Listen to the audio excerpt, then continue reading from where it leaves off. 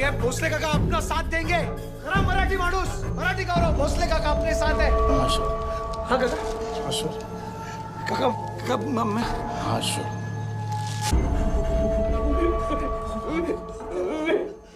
कुछ पता चला किसने किया?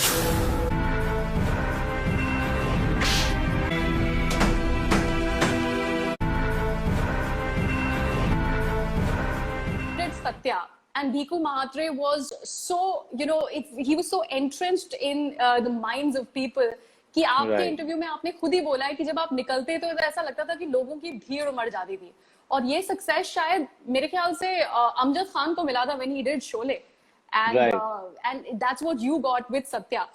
उसके बाद अब जाके जब आपने भोसले की है, you were in a sea of 70,000 people and you went unrecognized in that shot in Bhonsle. That is the kind of journey that you've had, and that speaks volumes about what you can achieve with the performances that you've done so far. Oh yes, I mean, the challenge was not that people recognize you or don't recognize you, because I was pretty sure that, the kind of rehearsals that we've done and makeup tests that we've done, I was pretty sure that, I'll be completely unrecognized. Also, if you are from Mumbai, you know that people, when they are joining a procession, Visarjan procession, they are only thinking about Ganpati that time. They are so involved. They are in prayers. They are completely, they are frenzied about Ganpati and Ganpati going away. So somewhere I was very clear that with the body language that we've worked out, with the makeup, and with the people completely, in trance about their, belief or about the whole Visarjan thing, nobody will recognize it. But still, people were my unit, the production, everyone, they were all on their toes. Nobody wanted to take a chance. And there were, few of the security people and few of the production guys, they were dressed up as the devotees, and they were, surrounding me, and they were also behaving as if, they were part of the procession. You won't believe, I mean, it went on for 6-7 hours actually, and nobody came to know that it was me who was shooting there. And you had your cinematographer right on that bridge, and he was shooting you through the crowd, and he wanted, to capture Bhonsle in that sea of humanity because of those thoughts that were in his head. That particular juncture in the film speaks volumes. Cinematography की बात करते हैं sir, Jigmet का जो camera work है, it's not just him holding the camera and shooting. You have shot the film in ingenious ways, and I've seen the making where you've stuck an iPhone to a helmet and you're wearing it and you're shooting it. That's something that, a filmmaker needs to have that kind of confidence in his cinematographer, and a cinematographer also needs to have a confidence in his own actors to be able to achieve it despite the odds. Jigmet is one of a kind. He's from FTII, and mostly he stays in Leh Ladakh. You'll see him doing.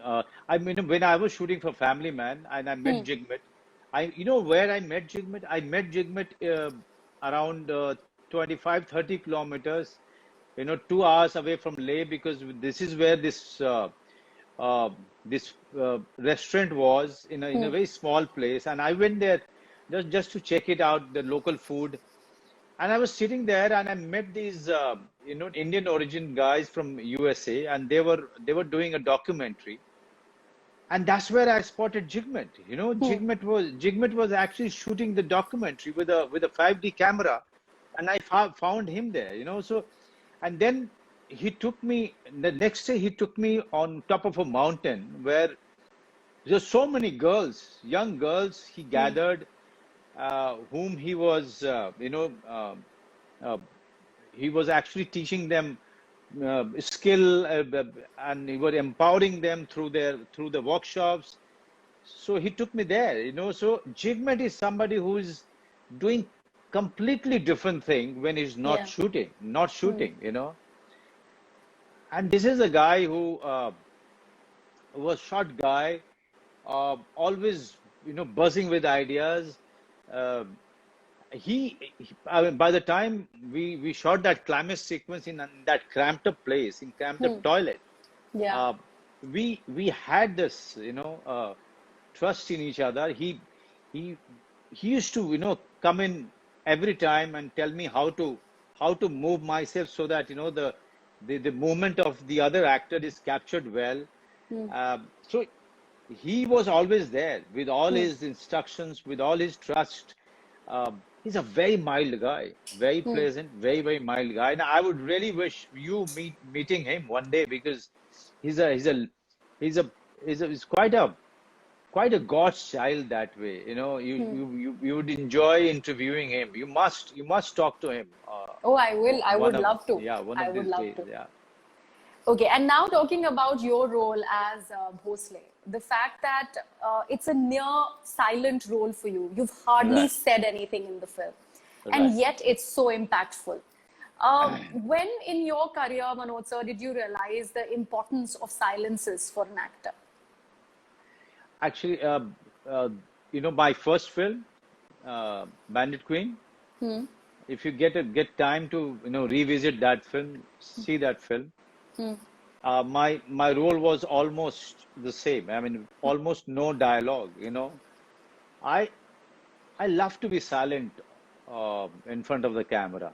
I love to explore uh, the silences in between the sentences, in between the dialogues. I love, and I don't know.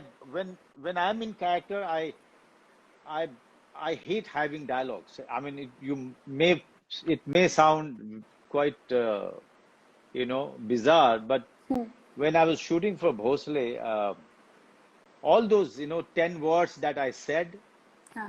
10 or 12 words that I said in the film, even those words I didn't want to say. Even those words were coming with lot of effort. I was finding it too tedious to even utter those words. That's the character. That is the character. And that was also an indication that I was into the skin of the character, because Bhosle was finding it very hard to express himself, express his angst, express his pain, his misery. He was very uncomfortable expressing him when it came to expressing himself.